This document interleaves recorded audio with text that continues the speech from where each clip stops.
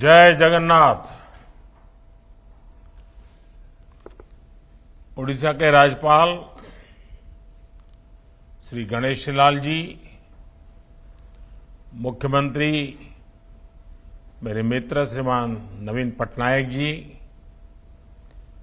Cabinet में मेरे सहयोगी अश्विनी वैष्णव जी, धर्मेंद्र प्रधान जी, विश्वेश्वर टूडू जी, अन्य सभी महानुभाव और पश्चिम बंगाल एवं ओडिशा के मेरे सभी भाइयों और बहनों, आज ओडिशा और पश्चिम बंगाल के लोगों को वंदे भारत ट्रेन का उपहार मिल रहा है। वंदे भारत ट्रेन आधुनिक भारत और आकांक्षी भारतीय दोनों का प्रतीक बन रही है। आज जब वंदे भारत एक स्थान से दूसरे स्थान पर यात्रा करती है, गुजरती है, तो उसमें भारत की गति दिखाई देती है और भारत की प्रगति भी दिखाई देती है। अब बंगाल और ओडिशा में वंदे भारत की ये गति और प्रगति दस्तक देने जा रही है। इससे रेल यात्रा के अनुभव भी बदलेंगे और विकास के मायने भी बदलेंगे। अब कोलकाता से दर्शन के लिए पुरी जाना हो या पुरी से किसी काम के लिए कोलकाता जाना हो, ये यात्रा केवल 6.5 घंटे की रह जाएगी। इससे समय भी बचेगा, व्यापार और कारोबार भी बढ़ेगा और युवाओं के लिए नए अवसर भी तैयार होंगे। मैं ओडिशा और पश्चिम बंगाल के लोगों को इसके लिए बहुत बहुत बधाई देता हूं।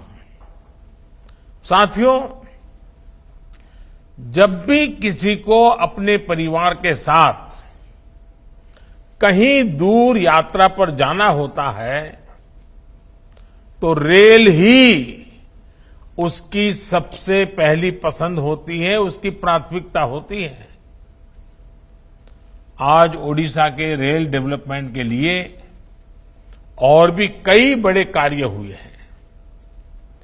पुरी और कटक रेलवे स्टेशनों के आधुनिकीकरण का शिलान्यास हो, रेल लाइनों के दोहरीकरण का काम हो, या ओडिशा में रेलवे लाइन के 100% विद्युतीकरण के लक्ष्य की प्राप्ति हो, मैं इन सभी के लिए ओडिशा के लोगों को बहुत बहुत बधाई देता हूं। साथियों, ये समय आजादी के अमृत काल का समय है। भारत की एकता को और मजबूत करने का समय है। जितनी ज्यादा एकता होगी, भारत का सामूहिक सामर्थ्य उतना ही ज्यादा शिखर पर पहुंचेगा। ये वंदे भारत ट्रेनें इस भावना का भी प्रतिबिंब है। इस अमृत काल में वंदे भारत ट्रेनें विकास का इंजन भी बन रही हैं और एक भारत श्रेष्ठ भारत की भावना को भी आगे बढ़ा रही है। भारतीय रेलवे सबको जोड़ती है, एक सूत्र में पिरोती है। वंदे भारत ट्रेन भी अपनी इसी परिपाटी पर चलते हुए आगे बढ़ेगी। ये वंदे भारत बंगाल और ओडिशा के बीच, हावड़ा और पुरी के बीच जो आध्यात्मिक और सांस्कृतिक संबंध है, उन्हें और मजबूत करेगी। आज देश के अलग अलग राज्यों में ऐसी ही करीब 15 वंदे भारत ट्रेनें चल रही हैं।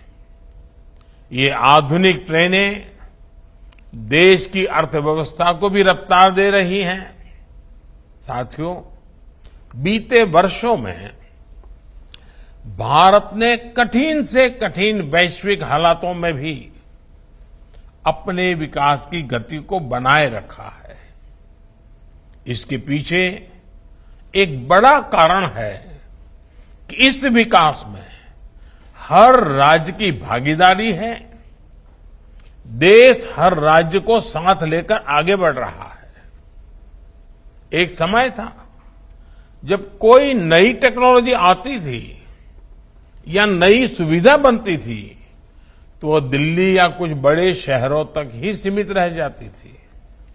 लेकिन आज का भारत इस पुरानी सोच को पीछे छोड़कर आगे बढ़ रहा है।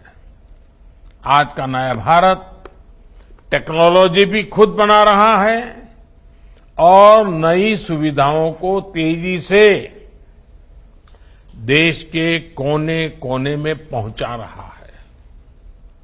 ये वंदे भारत ट्रेन भारत ने अपने बलबूते ही बनाई है। आज भारत अपने बलबूते ही 5G टेक्नोलॉजी डेवलप करके उसे देश के दूर सुदूर क्षेत्रों में ले जा रहा है। भारत ने कोरोना जैसी महामारी की स्वदेशी वैक्सीन तैयार करके भी दुनिया को चौंका दिया था। और इन सब प्रयासों में समान बात यह है कि ये सारी सुविधाएं किसी एक शहर या एक राज्य तक सीमित ही नहीं रही, बल्कि सबके पास पहुंची, तेजी से पहुंची। हमारी ये वंदे भारत ट्रेनें भी अब उत्तर से लेकर दक्षिण तक, पूरब से लेकर पश्चिम तक देश के हर किनारे को स्पर्श करती हैं। भाइयों और बहनों, सबका साथ सबका विकास की इस नीति का सबसे बड़ा लाभ आज देश के उन राज्यों को हो रहा है जो विकास की दौड़ में पीछे छूट गए थे। पिछले 8-9 वर्षों में ओडिशा में रेल परियोजनाओं के बजट में काफी वृद्धि की गई है।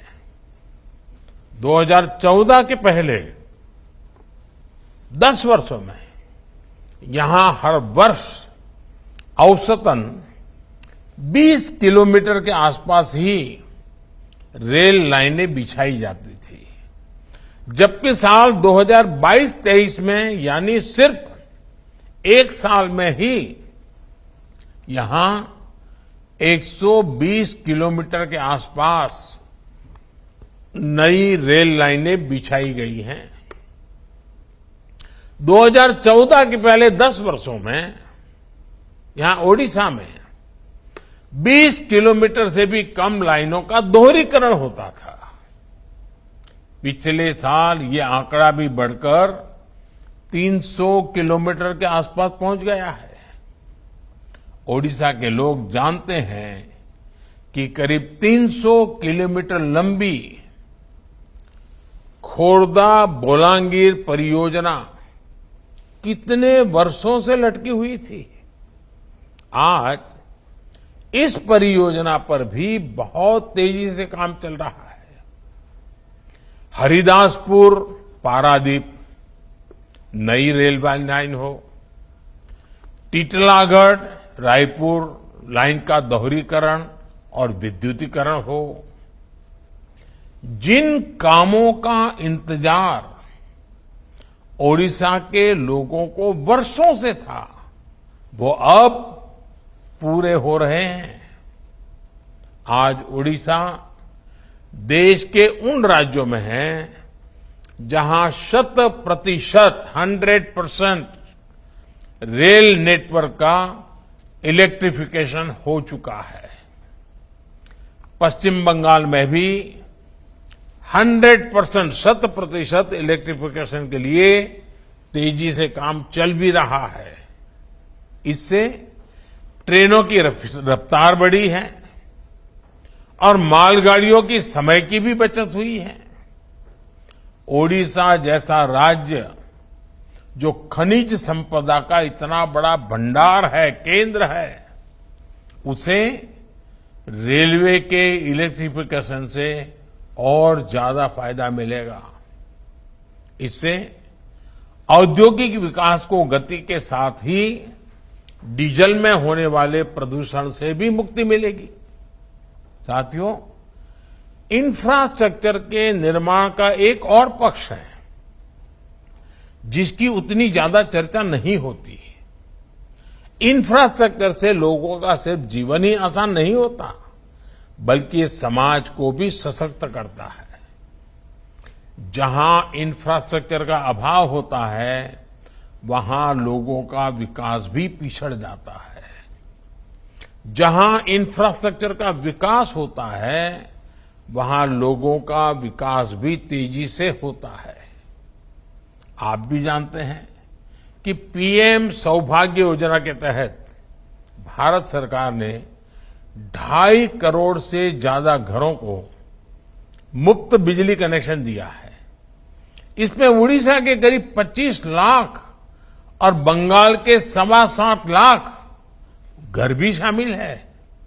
अब आप सोचिए, अगर ये एक योजना नहीं शुरू हुई होती तो क्या होता। 21वीं सदी में आज भी 2.5 करोड़ घरों के बच्चे अंधेरे में पढ़ने के लिए, अंधेरे में जीने के लिए मजबूर रहते। वो परिवार मॉडर्न कनेक्टिविटी और उन सभी सुविधाओं से कटे रहते जो बिजली आने पर मिलती है। साथियों, आज हम एयरपोर्ट्स की संख्या 75 से बढ़कर करीब 150 हो जाने की बात करते हैं। ये भारत की एक बड़ी उपलब्धि है, लेकिन इसके पीछे जो सोच है वो इसे और बड़ा बना देती है। आज वो व्यक्ति भी हवाई जहाज में यात्रा कर सकता है जिसके लिए ये कभी जीवन का सबसे बड़ा सपना था। आपने सोशल मीडिया पर ऐसी कितनी ही तस्वीरें देखी होगी जिसमें देश के साधारण नागरिक एयरपोर्ट के अपने अनुभव साझा कर रहे हैं। जब उनके बेटे या बेटी उन्हें पहली बार हवाई जहाज की यात्रा कराते हैं, उस खुशी की कोई तुलना नहीं हो सकती। साथियों, इंफ्रास्ट्रक्चर से जुड़ी भारत की ये उपलब्धियां भी आज अध्ययन का विषय है। जब हम इंफ्रास्ट्रक्चर निर्माण के लिए 10 लाख करोड़ रुपए तय करते हैं, इससे लाखों रोजगार भी बनते हैं। जब हम किसी क्षेत्र को रेल और हाईवे जैसी कनेक्टिविटी से जोड़ते हैं, तो इसका असर सिर्फ यात्रा की सुविधा तक सीमित नहीं रहता। ये किसानों और उद्यमियों को नए बाजार से जोड़ता है, ये पर्यटकों को टूरिस्ट प्लेस से जोड़ता है, ये छात्रों को उनकी पसंद के कॉलेज से जोड़ता है। इसी सोच के साथ आज भारत आधुनिक इंफ्रास्ट्रक्चर पर रिकॉर्ड निवेश कर रहा है। साथियों, आज देश जन सेवा ही प्रभु सेवा की सांस्कृतिक सोच से आगे बढ़ रहा है। हमारी आध्यात्मिक व्यवस्था ने सदियों से इस विचार को पोषित किया है। पुरी जैसे तीर्थ, जगन्नाथ मंदिर जैसे पवित्र स्थान इसके केंद्र रहे हैं। भगवान जगन्नाथ के महाप्रसाद से सदियों से कितने ही गरीबों को भोजन मिलता रहा है। इसी भावना के साथ आज देश प्रधानमंत्री गरीब कल्याण योजना चला रहा है। 80 करोड़ लोगों को मुफ्त राशन दे रहा है। आज किसी गरीब को इलाज की जरूरत होती है तो आयुष्मान कार्ड के जरिए 5 लाख तक मुफ्त इलाज उसे मिलता है। करोड़ों गरीबों को प्रधानमंत्री आवास योजना के तहत पक्के मकान मिले हैं। घर में उज्ज्वला का गैस सिलेंडर हो या जल जीवन मिशन के तहत पानी की सप्लाई हो, आज गरीब को भी वो सब मौलिक सुविधाएं मिल रही हैं जिनके लिए उसे पहले बरसों इंतजार करना पड़ता था। साथियों, भारत के तेज विकास के लिए भारत के राज्यों का संतुलित विकास भी उतना ही आवश्यक है। आज देश का प्रयास है कि कोई भी राज्य संसाधनों के अभाव के कारण विकास की दौड़ में पिछड़ना नहीं चाहिए। इसलिए 15वें वित्त आयोग में ओडिशा और बंगाल जैसे राज्यों के लिए पहले के मुकाबले ज्यादा बजट की सिफारिश की गई।